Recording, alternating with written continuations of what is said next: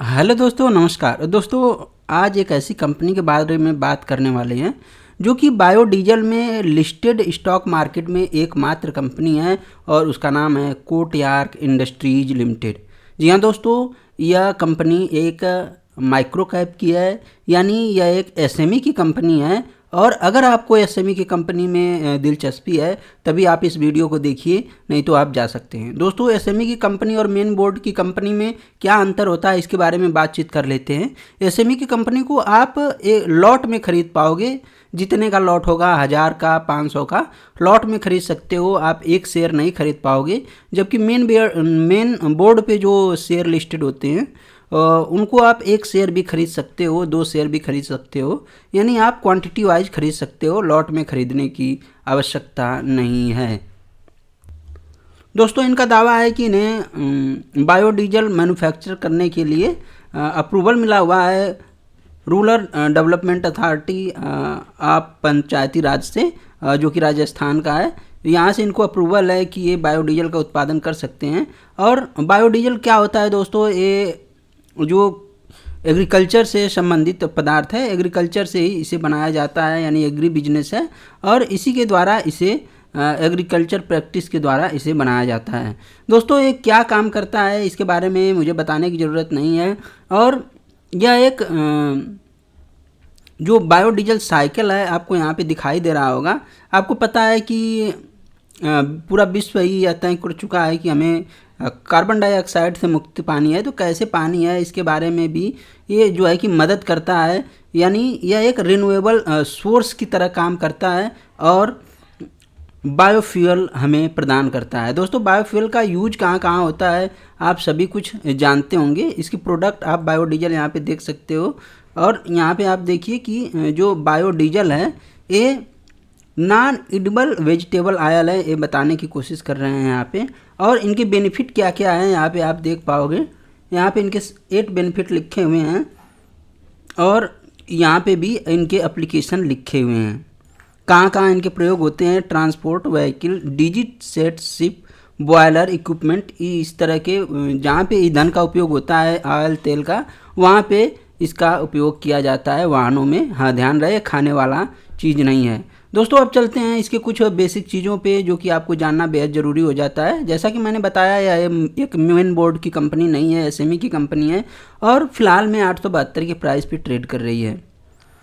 यहाँ पे आप देखेंगे कि इसका P 66 है। चूँकि इसका कोई पीयर नहीं है, फिर भी इंडस्ट्री के पीयर से अगर तुलना करें तो 28 है, यानी थोड़ा सा स्ट्रेच वैल्यूएशन है। ROC और ROE काफ़ी ज़बरदस्त दिखाई पड़ रहा है।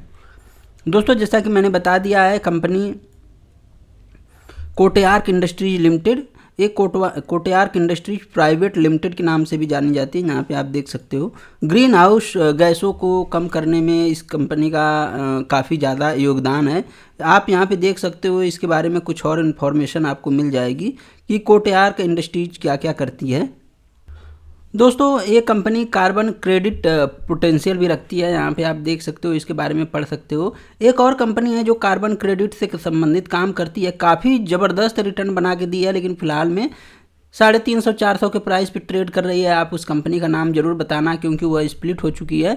तो उसके बारे में आपकी क्या राय है, आप अगर पकड़ पा रहे हैं मैं किस कंपनी के बारे में बात कर रहा हूँ, तो आप मुझे बता सकते हो। दोस्तों, उस कंपनी ने काफ़ी मल्टीबैगर रिटर्न बना के दिए, लेकिन अभी फ़िलहाल में काफ़ी कम प्राइस पे ट्रेड कर रही है, क्योंकि उसके प्रॉफिटेबिलिटी और उसके सेल्स पे असर पड़ा है, इसलिए इस तरह के काम हो रहे हैं। जो दोस्तों, यहाँ पे आप हाफ ईयरली कंपनी अपना रिजल्ट पेश करती है। आप देखेंगे कि सितंबर 20 में 30 करोड़ की सेल्स थी और अब फिलहाल में 65 करोड़ की सेल है। जो नेट प्रॉफिट है ये मार्च 21 में 1 करोड़ का था, जो कि बढ़ते बढ़ते अभी फ़िलहाल में 7 करोड़ का दिखाई पड़ रहा है। दोस्तों, जैसा कि मैंने कहा, एक बायोडीजल में लिस्टेड एकमात्र प्लेयर है या कंपनी।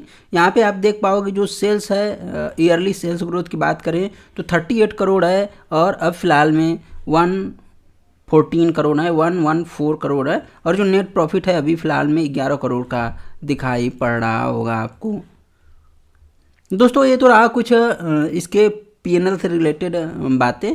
अब हम बात करते हैं इसके सेल्स ग्रोथ की। तो 3 वर्षों में जो सेल्स ग्रोथ 64 और जो प्रॉफिट ग्रोथ है 186% का, यानी 186% का दिखाई दे रहा है, जो कि काफ़ी ज़बरदस्त माना जाएगा। अगर कंपनी कोई 10% सेल करके अगर 50% मुनाफा कमा रही है तो उससे अच्छी बात क्या हो सकती है। इसी तरह इस कंपनी के मामले में भी है, 3 टाइम्स ज़्यादा प्रॉफिट ग्रोथ दिखा रही है। अब हम बात करेंगे कंपनी के रिजर्व की। रिजर्व आप देखिए कि कभी 1 करोड़ का हुआ करता था, आज कंपनी के पास 48 करोड़ का रिजर्व है और जो बोरोइंग है वो 14 करोड़ की है, यानी कंपनी ऑलमोस्ट डेट फ्री है, कोई घबराने वाली बात नहीं है।